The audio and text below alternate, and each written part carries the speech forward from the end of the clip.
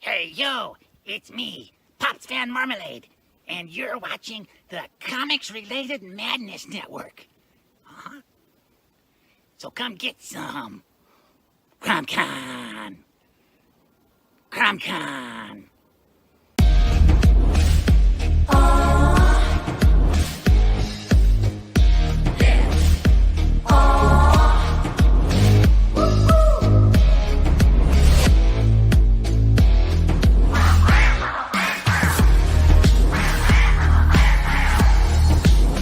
Your favorite podcast, it's Critical Blast.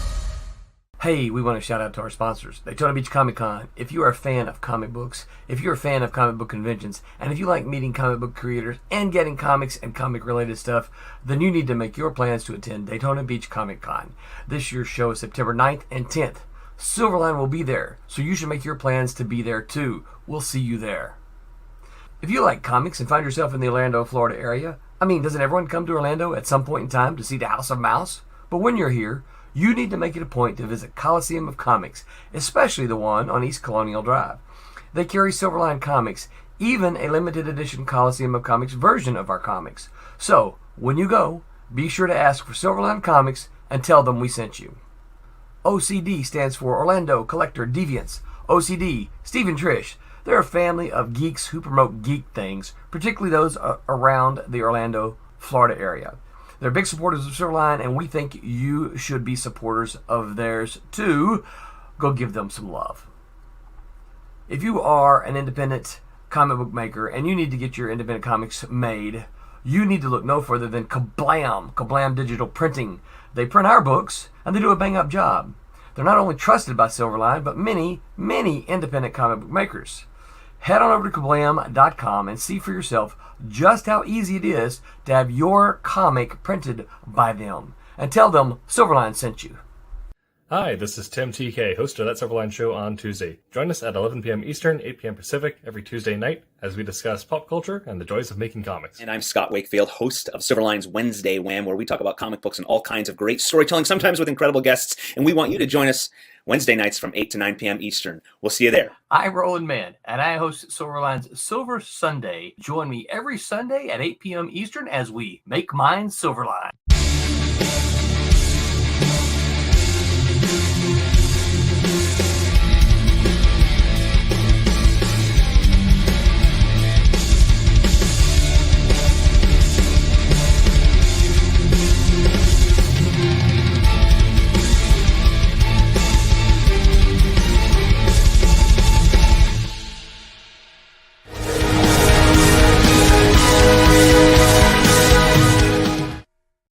Ladies and gentlemen, good evening, far and wide. Those of you watching somewhere out in the universe, this is broadcasting unfettered to all points, Mars and beyond. This is Wednesday. It is Wednesday, so that means Silverline's Wednesday Wham. I'm your host, Scott Wakefield. I'm happy to be here, and we have a guest, and we have another guest maybe joining us to talk. But before we get to that, we've got very important things to talk about. First up, Vic asks, Rory, how'd it go? It went fine.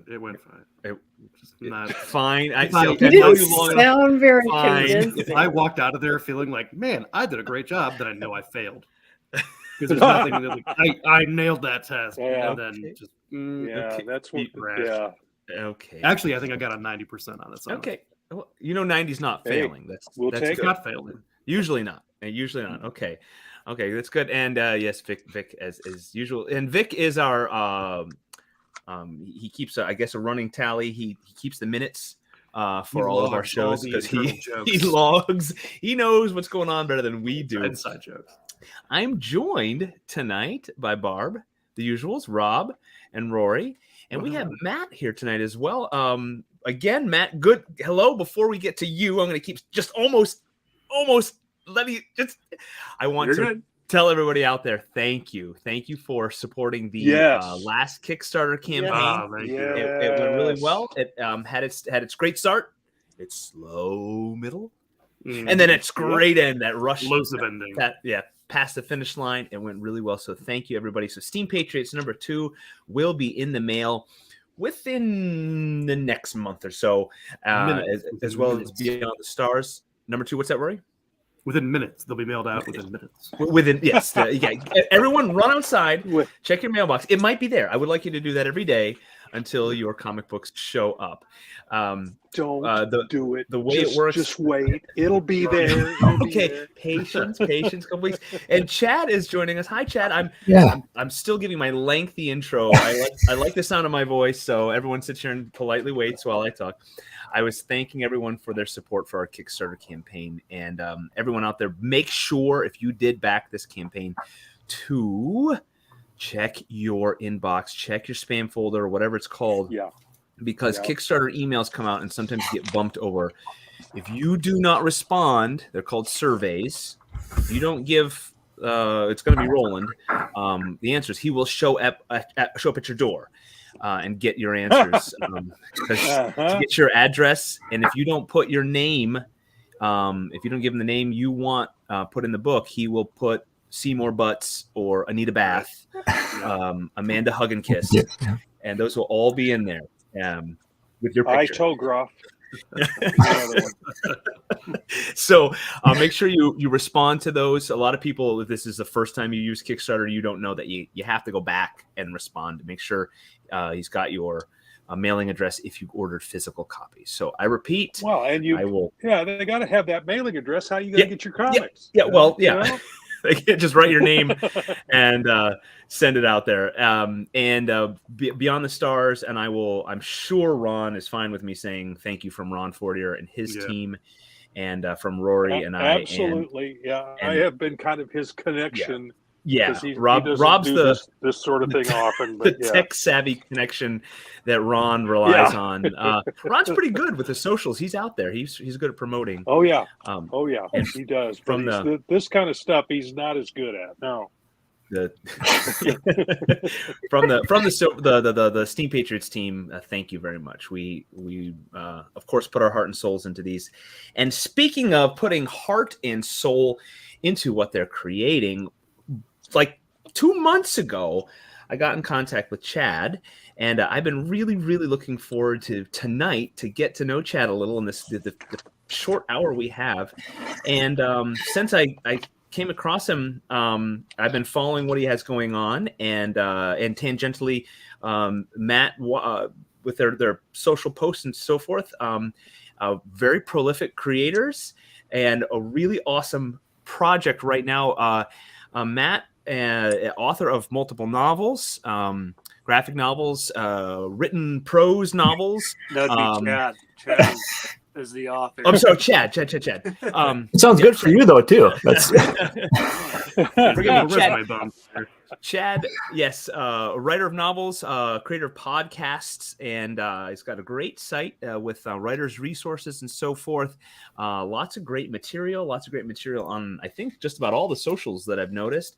Matt, illustrator and so forth for their upcoming, soon-to-be released project Sons of Ashgard, the first in this series, Ill Met in Elmgard, correct? I love it. I love it. And there we go. Is it? Oh, that sounds awesome. Oh, that's so beautiful, beautiful. So, hold on fire, Chad. I'm going to shut up.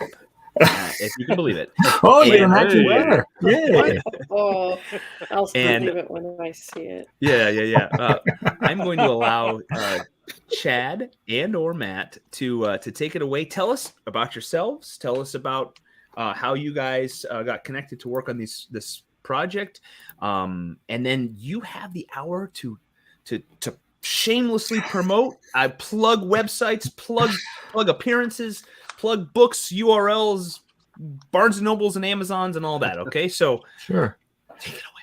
First of all, thanks for your patience. I didn't realize I had to push that button to actually log in. So I'm sitting there going, "Oh, I'm like, oh wait, what's happening here?" That's okay. So, we waited quietly.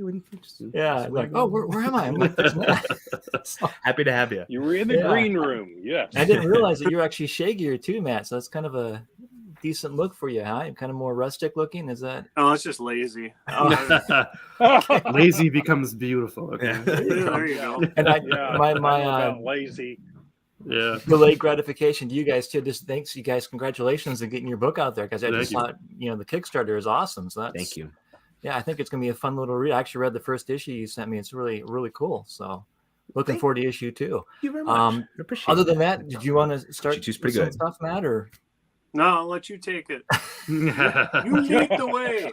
okay, well, as you mentioned, this is Sons of Ashgard. It's the graphic novel coming out. I think it's kind of a weird split release date.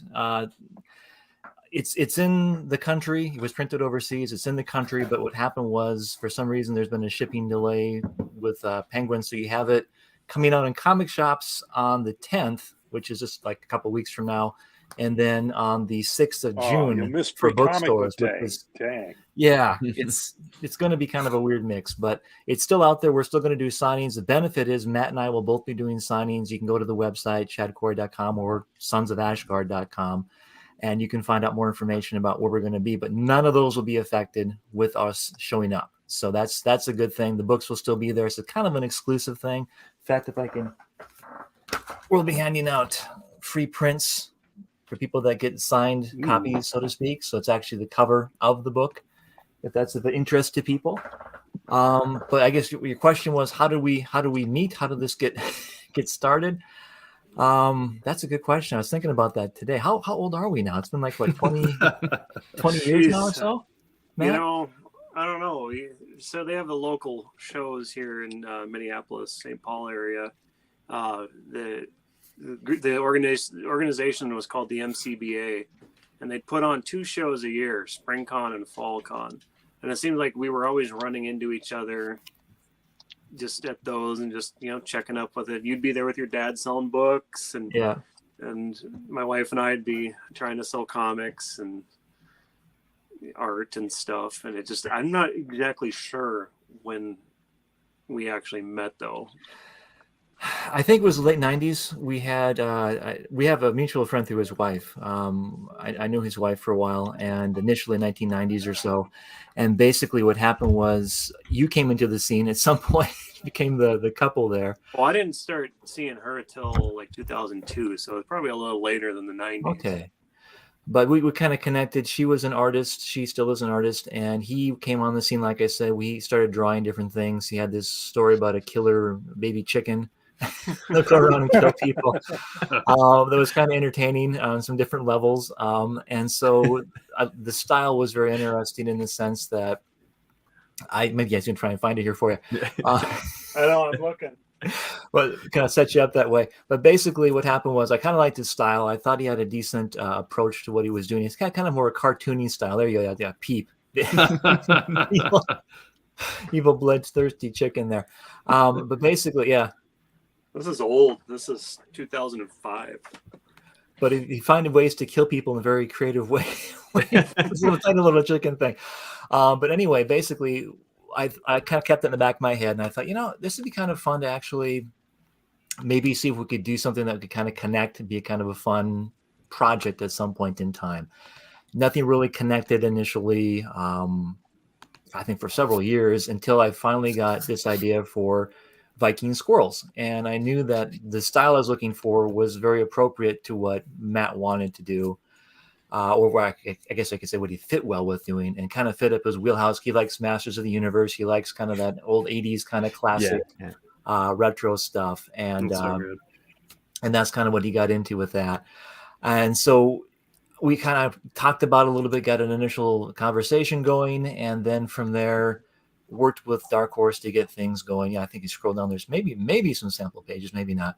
But otherwise, from that process, it was a very long. When was that started, Matt? Like what, 2018? We initially talked about it, or 2016 is when you approached me with the idea, and then I can't remember if we started doing like sample pages right away or if that was 2017. Yeah, those are the initial sample pages. Yeah. And so that's the first few pages, and then actually that's the layout for the book. So that's looking pretty good. But yeah, basically after that, we approached Dark Horse. They said, yeah, let's have you on board. And then the whole pandemic took place and everything else kind of slowed down. And then that's when they got bought out the first time by a Chinese company before they got bought out by the Vikings now, whoever bought them out now. And so from there, they always had to put us on hold and say, well, we got some things in the works, but we still want it with, just wait a little bit. And say, okay, sure. And that waiting became a couple of years and then a few more years. Then the pandemic hit. And then finally we got things wrapped up. And then they said, well, you got to wait another year to re-release it now because how everything's set up with Diamond and that kind of stuff. So finally got out there. And then, of course, what happens, they do the split release where it's like another delay as far as it getting out there into the marketplace. But at least we have the opportunity to put it out there and begin signing and talking about it. Yeah, as you can see the pictures here. It's about a group of Viking squirrels. It's so cool. Yeah, likewise. I read what you sent me and shared with me. It's fun. It's a great. Sorry, go ahead. Oh, no, it is. I'm glad you like it. I mean, that's the whole idea with Matt's kind of cartoony animation-like flavor, and with the wonderful color that they did from Hi-Fi color design. They did a more kind of I guess called cell shading type of look to it, make it look more like an animation type of thing. We kind of went with this idea to make it more, it looks like kid friendly, but then you start realizing, well, wait, people are like getting wounded in graphic ways. Wounded is and blood is kind of over here. It's like maybe might be a totally kid friendly thing, but it's very fun and very enjoyable. PG. Yeah, PG-13. PG. Parents need to be around. Yeah, and it was funny because I forgot about that. I gave it to my folks recently to read, and got to that scene where there's shall we say, some excessive display of violence. And they're like, whoa. And I'm like, well, and then it realized at the time, I'm like, kind of hits you all at once with the color and stuff. It's very visual. And it's like, whoa, I guess it is kind of one of an action oriented. But any thoughts or comments you want to share, Matt, or kind of? Oh yeah, no, you're going through the pictures. There is a couple of Easter eggs in this book. There's a couple of representative self-inserts. So when the book comes out, you should see if you can find which characters represent the two of us. It's none of the ones on the screen. Okay. I love Eric Redford. It's such a good name. So, yeah, and Matt, I love your style. And you're right. It's a little cartoony, but it's not. It fits. It can be. Yeah. It's not goofy. It's not childish. It's just enough. It's good. I kind of like trying to channel my Disney afternoon, gummy bears, and DuckTales, Oh yeah. They're anthropomorphic. They're not quite like Redwall, where those are like upright animals. But they're not full on people. So I love the blend. I love it. Thank you. And the color just makes it pop too. I think it's just because it's hard to tell them apart sometimes with squirrels. You got to have that little color. I like how he did Henrik too. It actually turned out the little smirk he has. With I was gonna say good color schemes for everything. Good palettes. Yeah. Who was your favorite, Matt? I never asked you that. My favorite? Yeah. Well, we're like Henrik because he's essentially the Wolverine of the group, but each of them has their own. Like I really enjoy drawing Bruna because she's set apart from everybody. They all have kind of like a standard head, because they're all squirrels. They, not to sound speciesist, but they all, they all look alike. But Bruna was able to, tap into a little bit of femininity and get her to not look like the boys. That was kind of nice. See, we've got I don't know, up around Niagara Falls, they've got black squirrels. Does anybody have those around? Yeah, Kent, Ohio has. Okay, we got one in the neighborhood. Yeah, and they must not have them in Japan because the tourists, and people have to be warned. They'll bite you. And my older brother has a story too. He got attacked by a black squirrel out in Niagara Falls, and so he's been traumatized. So I don't know, maybe I'll share this story with him, and he'll have flashbacks. Did he have an axe or a sword on him? That'd be a great addition. So going back, Vic saying you guys have known each other longer than he's been around. Yeah, Vic is a young buck. He's a tadpole. He's a greenhorn. Diamond's being difficult. Diamond's not quite, but Diamond's they're going through pains just like everybody. And then teen friendly. He is intrigued being a young buck. Okay. And then I used to read the Mirage Ninja Turtles and Punisher books. This is light compared to okay, It's very light, yeah. I was a teenager when I was reading those. Black Squirrels, and Indiana Towns. Yeah, they seem to be. I don't know why they're not as widespread. It's interesting. Okay, sorry. That was a tangent there. We do that often. Yeah. That never happens. We will have squirrel moments. That was one of our fun things actually to put that cameo in there too. That's kind of fun from the beginning. I thought I'm going to do that now for future projects, just trying to find who the creators are in the project, kind of draw you as a different character kind of thing. That is good. Yeah, so this is kind of fun. You probably wouldn't expect who we are, so maybe that's kind of a bonus point. Figure out where we are in the storyline. We don't get actually one of us does get killed, don't we? Yeah. I love that. Scott and I do. You don't see I guess you do, but you don't know. They could come back. You could come back. Yeah, it is comics. Like power. Yeah. Right. The right kind of thing. Scott and I would joke about that, drawing our friends in and killing them in horrible ways. Yeah.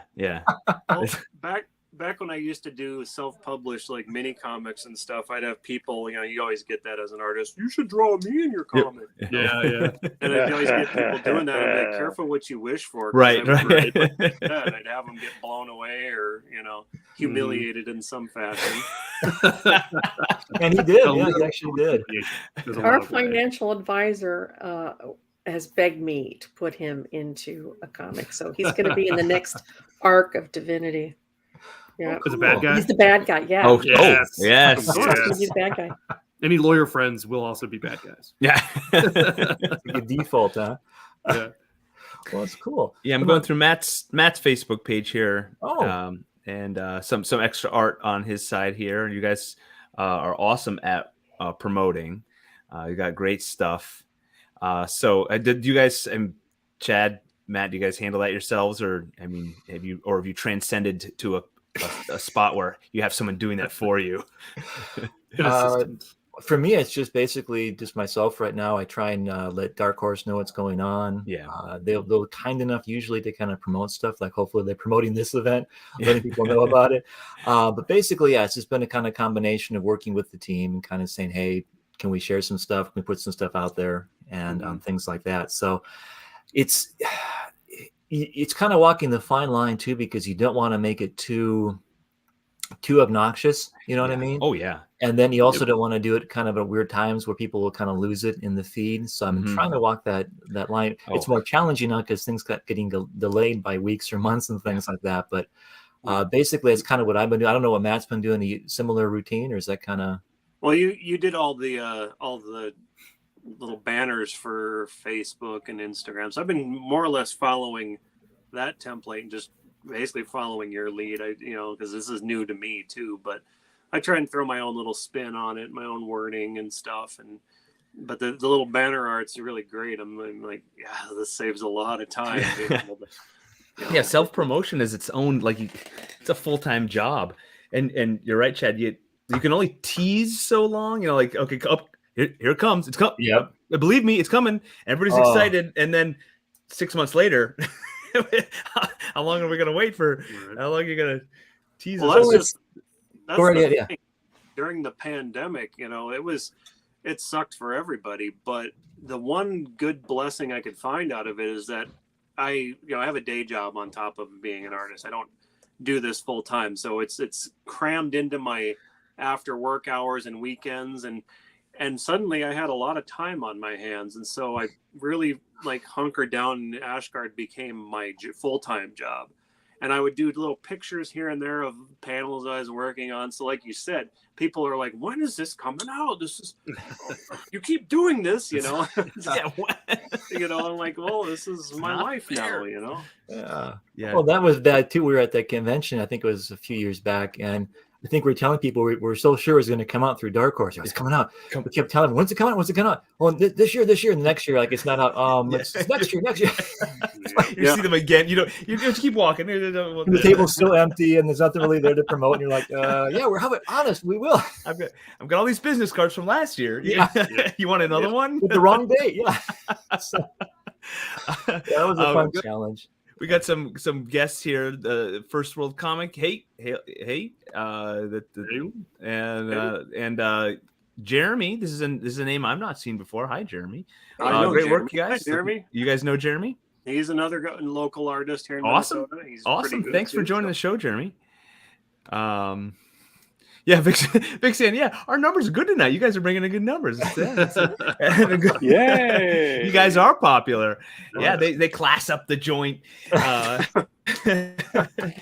So Doesn't take much. Yeah, no, not at all. No. Well, yeah, that was a fun thing, that working the convention thing. I think that's kind of how we got connected too with the idea of the squirrels. I think, Matt, was our experiences with the convention, kind of saying what we want to work with, what we don't want to do, how it's supposed to look, kind of stuff. I think we talked a little bit about the look initially, right? Kind of the I think you had initially pitched it as kind of similar to Mouse Guard. Yeah, and I love Mouse Guard. Right off the bat, that's not my art style. That's I do very much different work, and you were like, I know, I'm not asking for that. So we kind of batted around, because I'd done some work for a local publisher called Learner Publishing here in Minneapolis, and so I did these series of, I got one here, Twisted Journeys books. It's an educational publisher, so they don't really do comics that often, but this was like kind of their thing. It's a choose your own adventure meets graphic novel series, and I did a bunch of these, so that's basically my style right there. And so when we approached Ashgard, and I'm like, here's what I got. This is it's what I do. What you see is what you got get. better though. It actually got better though, I think, because you found that niche that worked for you, I think, and the storytelling. And I think you even said they became kind of an integral, I don't want to say part of your life. That's kind of spooky, but they became kind of a knowable quantity for you. You actually found yourself enjoying them and kind of improving upon them as you went. In fact, there was, going back to some of those older pages, because we started it in 2016. I look back at those and I'm like, Chad, these are way different than what I'm doing now. I mean, is there any way we can tweak them and patch them and make them, because it's, you want it to be consistent, and back then it was in its infancy, and I'd been drawing them, especially during the pandemic, 9 months where I wasn't really working on anything, but I got very acquainted with how I drew these squirrels, so he was kind enough to let me tweak those original drawings. But we learned it was a fun process. I mean, I think it was fun to see you evolve and kind of develop that style, because I think that style now is so iconic in a lot of ways, and it just, I think, in some ways inspired the hi-fi, the coloring, to make their elements and their additives to it, because basically you have the nice foundation there with the bones and stuff of it. I don't know if you have any copies. Didn't tell you to have any like samples you can show of the inks or something, or one's there. Yeah, Chad, why don't you tell us about your whole team? Sure. Yeah. Basically, well, Matt, he's the they call him the line artist now. That's the fancy term for all the the work he does with the artist stuff. He draws the lines, I guess. Draws lines, yeah. And with curves, some curved lines. And Yeah. And then we have Hi-Fi Design. They are Brian and Christy. Oh, there's some artwork there. Brian and Christy Miller from Hi-Fi Color Design. They're in Arizona. They color a lot of stuff for DC, Marvel, top name people like that. Known them for a while. That's one of my favorite ones. Oh wow! Running from their antagonist there. It looks like a D&D party. Basically. That's Exactly. And then the last person is Taylor Esposito. He is the letterer. He does a lot of comics as well. So yes, he does. Very prolific in that sense. Plus, so I think good. he's now an instructor at Kubrick, Joe Kubrick. Oh, wow. School. Okay. Yeah. Okay. Oh, that's good. Excellent. Yeah, over in New Jersey. So he's pretty busy that way too. And he just had a kid. So congratulations if you're watching. Yes. Got a lot going on. Wow. Yeah. So if you can, give us a little bit, whatever you can tell us about the plot of the story, and where it's going and what you would like to see what would you like to see happen with the story? Whatever you can tell us without spoiling too much. Well, because you guys are Silverline, I can share some secrets no one else is going to know. All right. But basically, no, the idea is to make a 9-part series out of it. So be careful, Matt. You might be in this for like 60, 70 years old. So I have a longer beard like Rory down there. Catch up. But basically, the idea is like nine stories, I think. And Becky. Where's Becky? Oh, hi, Becky. Oh, they look amazing. Oh, okay, it looks amazing. Thanks, Becky. I thought they said we look amazing. I said thank you. The book, guys. All right. But no, that's cool. No, the idea is 9 overall stories. Basically, the whole, because 9 is big in Viking mythology and stuff, and plus there's 9 little ways to tell that with the story. Right now, I have about 4 written up, working on the 5th one, and I think Matt and I don't tell anyone, we're kind of working secretly on book 2, right? So getting that figured out.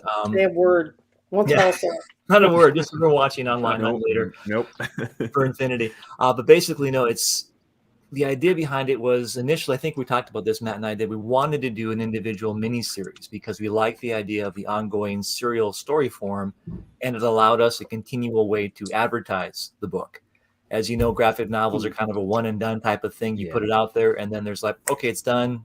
There's no more advertising. It's in the bookstore. There's not a lot of hype for it.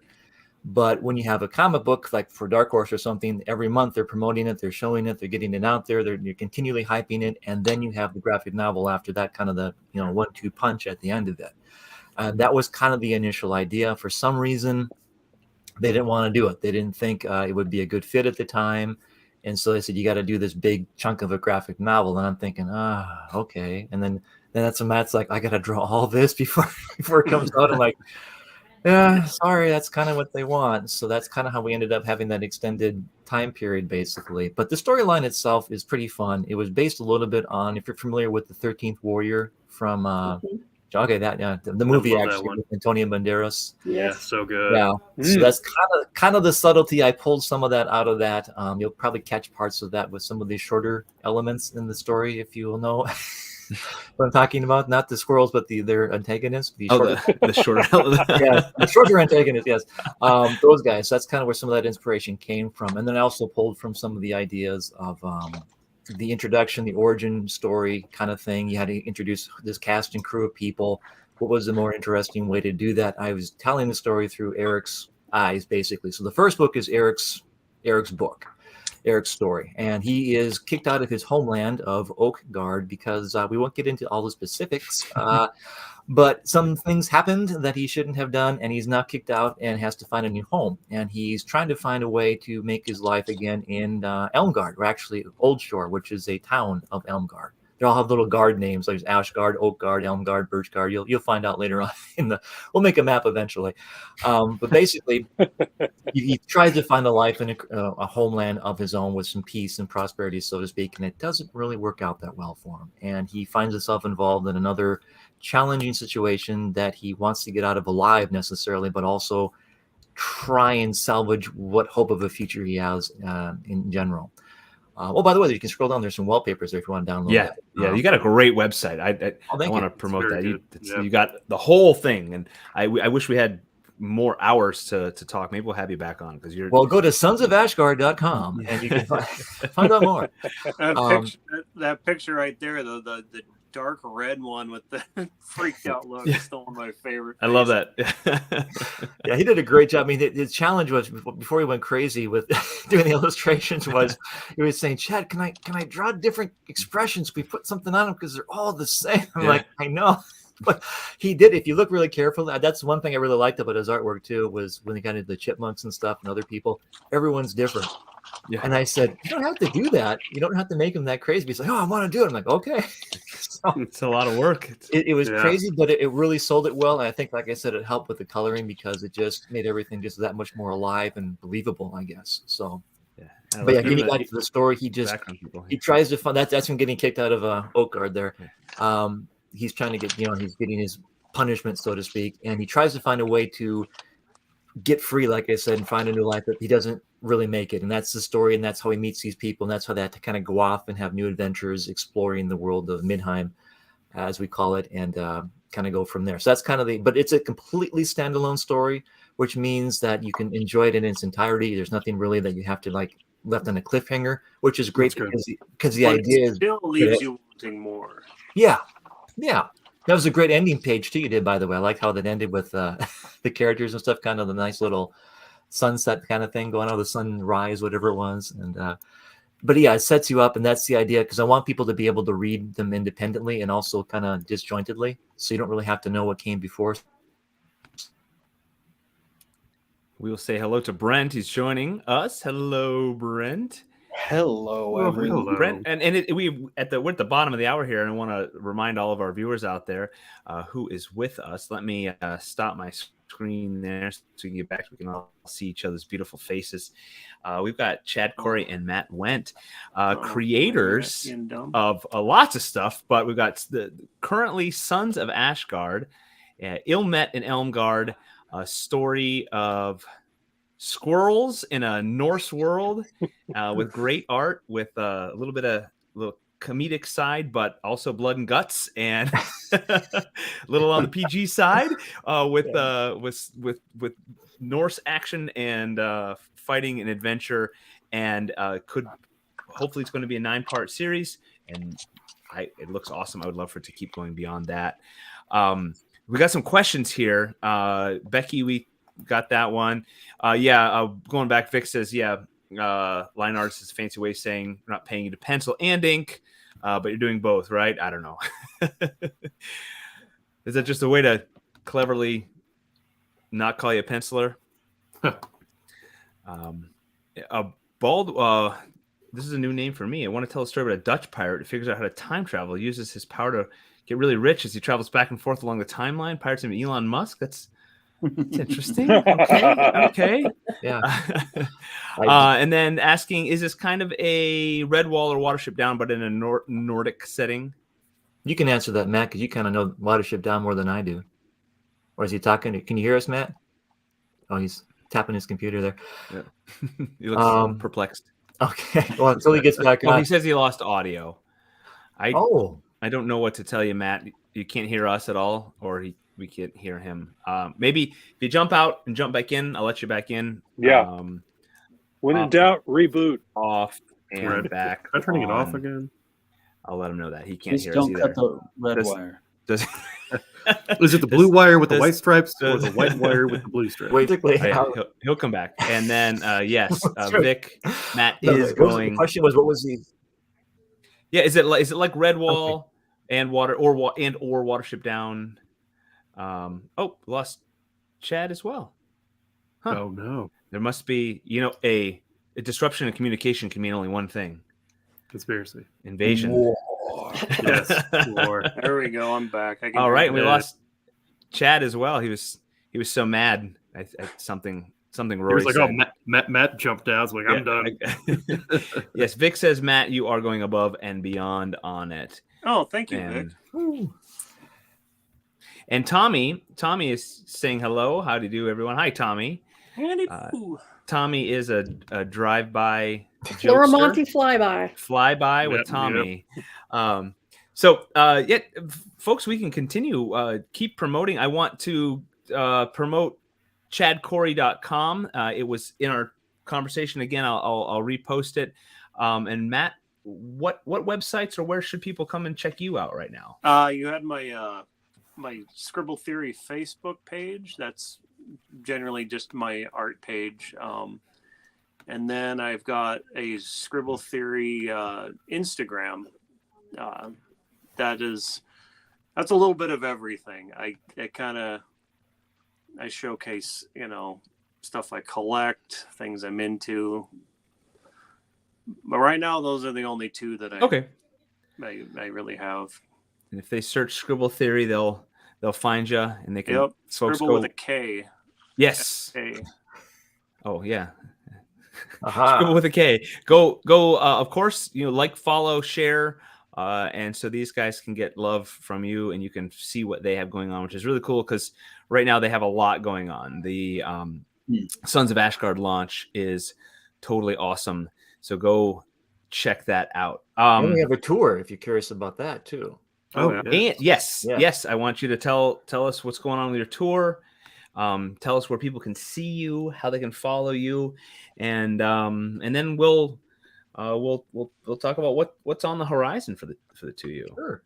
Well, okay. Basically, the tour is going to be in Minnesota for the most part because we are in Minnesota, and it's kind of close to where Matt is too. Because Matt will be joining me. It will be kind of a fun 1-2 kind of punch combination there with the writer and the artist guy kind of helping out and saying, "Hey, we'll sign it. We'll take your pens and scribble all over it."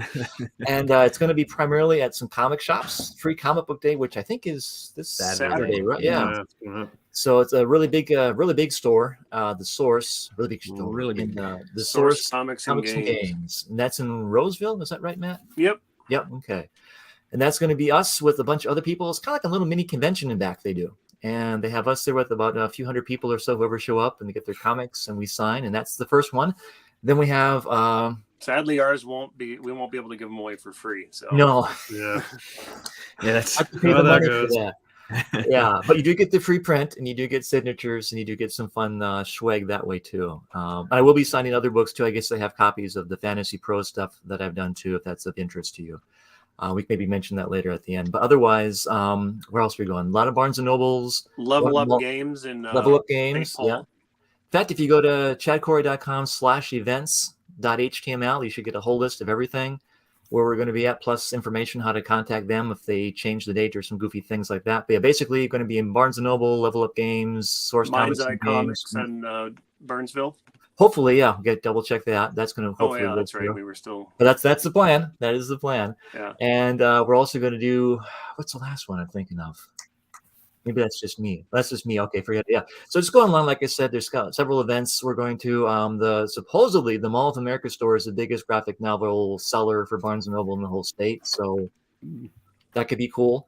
And going to do another one that's really big for a lot of foot traffic. So come on by, check us out. We don't bite. We're very very approachable, and the comic is very fun, and we just like to kind of meet people. I know for myself as an author, I just like to meet people and to interact and just see who these people are that actually buy this stuff, because I'm sure Matt can relate. It's like, who are these people that are putting their money down on this and actually wanting to check this out? So definitely check that out. And it's kind of fun to see who you are and have that interaction with you, and just kind of pick your brain a little bit and see why you like what you do. So at least that's my thing. So no, and I will. Sometimes you get loyal fans, that come by every year, and I always feel bad if you don't have anything new to offer. When's the next project? I'm like, I'm still stuck at a day job longer than normal. If you just give me lots of money, problem solved. I will keep creating. I will reiterate that, Chad. Yeah, folks, go say hello. From a like a nobody creator side, it's awesome to have someone come say hello. Yeah, someone who's read what we've made, but also from the reader or fan side, I have yet to meet a creator who tells me to take a hike, kid. Nobody does that. It's an awesome experience to go and get shake a hand, get an autograph, and see that real people are writing books or creating stories and have that conversation. It's fun. So chadcorrie.com/events, you'll see where they are. Go definitely say hello to them, get their autographs on their books, buy their books, buy 10 of their books at least, and support them. Get to that second printing. Yes. That close. Boy, the clock's ticking as usual. We always our time flies by. I want to give you guys the opportunity to think about here in the last little bit. I would have loved to talk about things like world building and plotting and creating stories and all that sort of stuff, the craft of writing. But I wanted to give you guys a chance to, and I mentioned to Matt, Chad, you were in the green room. Maybe you didn't hear me. Didn't push that button right away. I don't know if you heard me. So Matt, you've had maybe a little, I'm sure you've been thinking about it, is a time for some wisdom. What you've experienced, what worked for you, pitfalls to avoid in either the industry or from the creative side, and help folks out there that are wanting to do what you're doing, and how do you do it? And ultimately, I got to defer to Commander Mark Kistler from the Secret City show that used to play on PBS in the 80s. He did Imagination Station. He had a thing at the end. It was a drawing program, and it was done like very lesson oriented. Each day he had a new lesson he'd teach you. It was done sort of like very budget space station that he was on, and every day he'd teach you a lesson. They'd do a few things, and then he'd apply it to a mural at the end. And at the end of each show, his thing was, for aspiring artists, draw, practice your drawing 20 or 30 minutes a day. That's all you could do. I mean, I used to teach art for 9 years at a local art school, and these kids, they always come in thinking, there's going to be some profound thing. It's like, no, just keep drawing, just dig in. I've learned more just self-teaching myself by doing it than any teachers ever taught me. I hate to be that guy, but I get little pointers here and there, but experience is worth a lot. More, just like, how does that guy draw an arm? I'm going to keep trying to draw. I want to draw an arm like that guy, and eventually suddenly you're drawing an arm like that guy. It's, I don't know. That's exactly what we wanted. Practice. Just keep at it. And what I tell artists who or wannabe artists who come up to me at shows is that learn to draw from real life first before trying to draw comic books. Don't learn to draw from comic books. I used to have the worst time with our students because we would have them do the pre-drawings, like layer your artwork out, draw a skeleton and build up from there. And they hated that because they were, kids 8 to 18, so they were varying ages, and they're all thinking they're the next big thing. And I'm like, you trust me, you will appreciate this. No one taught me this for many years, and I'm giving you learn to build, learn, get your anatomy right. Learn, like you said, from real life. Don't just come in there. I'm going to draw Pokemon for everything. Right. Big, skeletonless blob with eyes. It's like even the Japanese artists had an anatomy for that stupid thing. Right. Yeah. As a sidebar, Matt, do you have any relatives named Tim? Because Wendt isn't a common name. I don't have any relatives. I know. As in Norm from Cheers. He looks That's a lot George. Is like it Tim? some relatives. What? Yeah. It's not. Okay. George Wendt. George. George Tim. Wendt, Okay. yes. Okay. Norm. Yep. That's right. Yeah.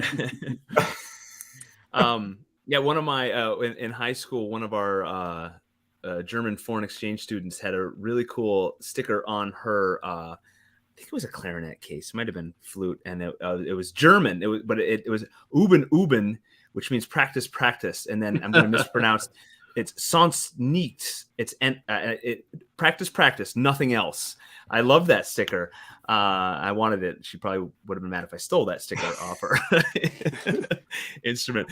And so the writing. Brian Bond says, he said this in a recent book. The definite doing the same thing over and over, hoping for a different result. Mm-hmm. That's actually the It's definition insanity. of practice. Of It's what's also that? the definition of practice. Practicing. Yeah. Yeah.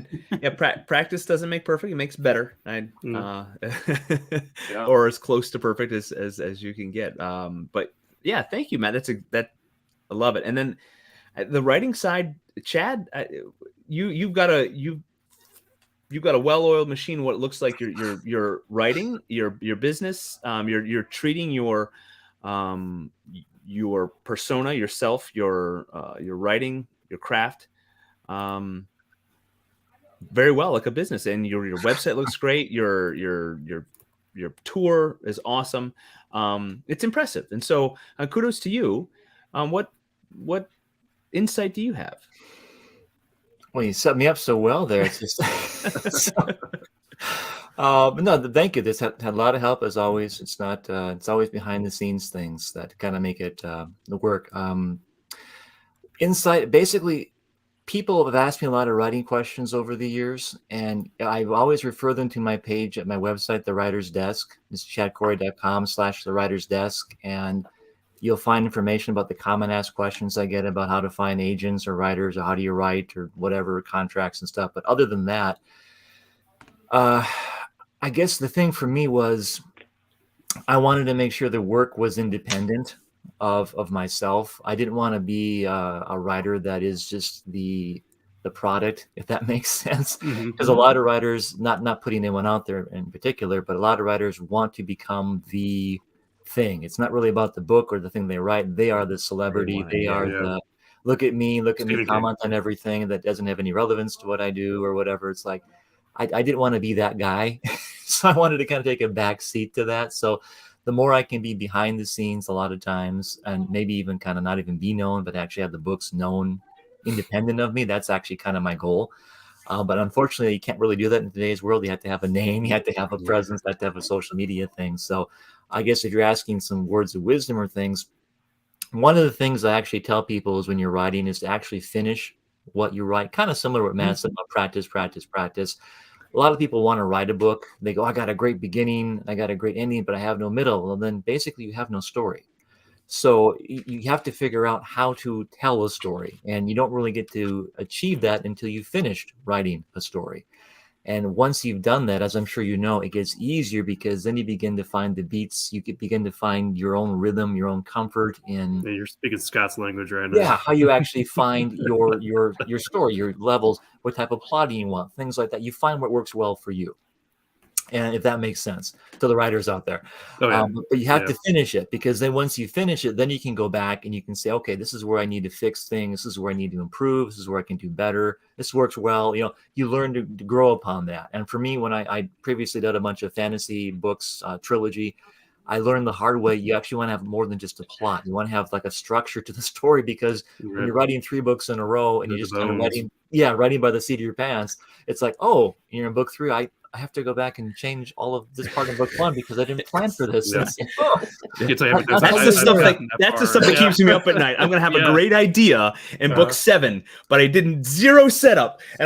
So that's, that's why I write everything out now before I do it. So all these series now are done for the most part, because I realize I want this story done. And it's a lot easier to promote because then you know what's going to happen. You kind of build up on the marketing side of things and stuff like that. That's why when I approached Matt, I had kind of idea for book 2 already. So it was like, I kind of knew where the story was going for Ashgard. So it made it a little bit easier to pitch to people too. And you'd be surprised. Imagine this. Publishers actually are happy to know you have the book series finished when they sign you. That's a novel concept. I'll get to it. Yeah. Of course. And so they might die, they might not. Wait for that Netflix money. Come on. But I think that's gotten a lot of favor with Dark Horse in particular too. It's just that they say, oh, you got it done, and you can actually show them that it's done. You have the plot and stuff figured out, so they know that you're not just, you're serious and you want to take this to the next level and you want to see it through. So I think having that now, especially in today's marketplace as a writer, as you know, Scott and other people too, this is an entertainment industry,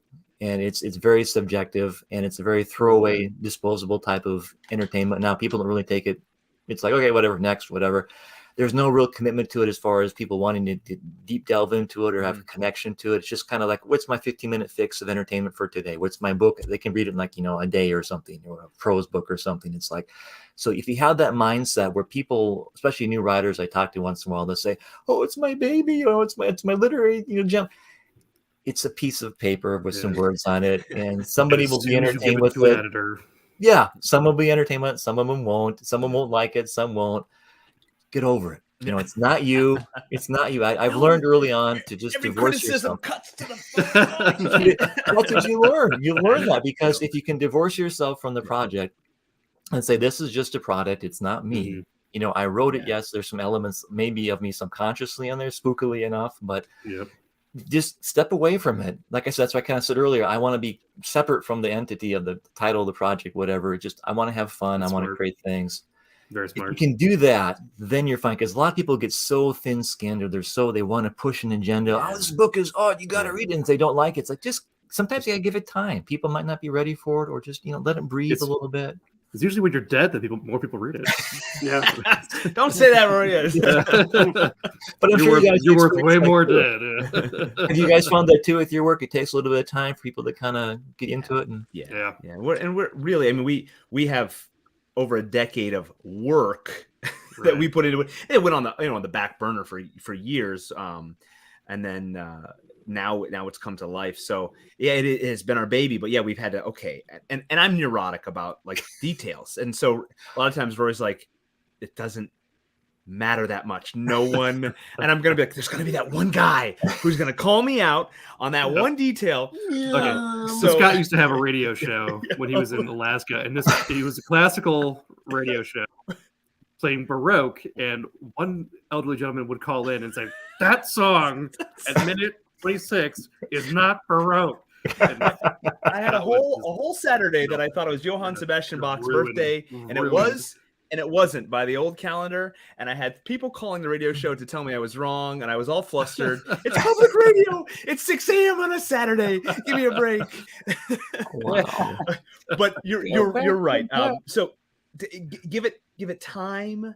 We all, it's just our second comic that's come out. So if the two of us, we've got 48 pages of work. It's I want to see it grow.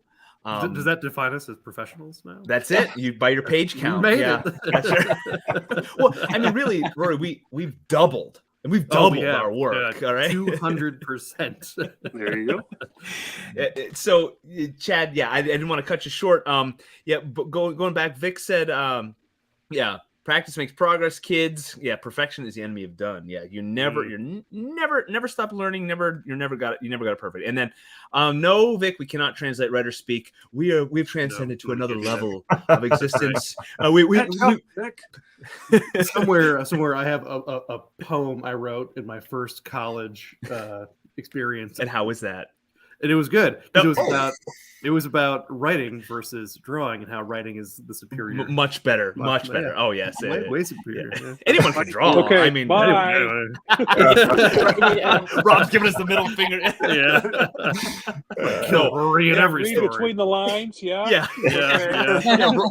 Rory dies in every one of Rob's books. He's got a whole series. It's the death of Rory Boyle. So if I could draw, oh man, my life would be so rich. And then Vic's asking when's that steam cooker going to appear, and I think maybe anything that you cook is going to almost be a steam cooker.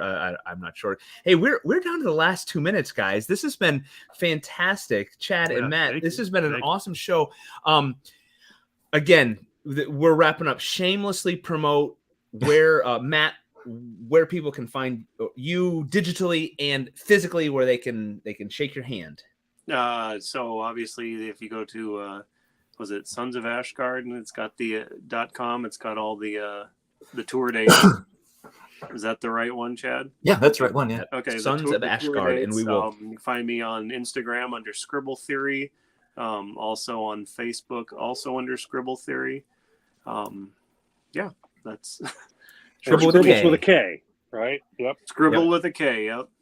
Okay. You can find me on @CreatorChad. That's going to be on Instagram, Facebook, Twitter, YouTube, and I think even LinkedIn, maybe. That's Chad Corrie, maybe. I don't know. But anyway, and then you can also find me at chadcorrie.com. And if you want to know more about that, CHAD, like behind me, CORRIE.com. And then... What? Yeah, it's a Norwegian script, right? You can also find it if you want more prose stuff or more like fantasy stuff. You go to the Tralodren website. That's TRALODREN.com, and that's for the fantasy books series. Bunch of different things on there, just world building, history stuff. I'll be adding more, I think, pronunciation guides pretty soon, because someone actually came up and said, "How do you say this?" I said, "No, that's make it up. It's in your head." Yeah. It's Ayafyala It's common spelling. But other than that, you can also sign up on my newsletter, which is on the website, chadcorrie.com. And I think that I also do podcasts if you're curious about that. Oddly enough, I do a world building podcast called Culkin World, which is kind of on a break right now. There is Tralodren Legends and Lore, which is more the history and mythology of that world setting, and then Tralodren Behind the Scenes, which is basically all the good stuff going on with the world setting, and then Corrie Cast, which is just me blabbing for a little bit about what's going on. So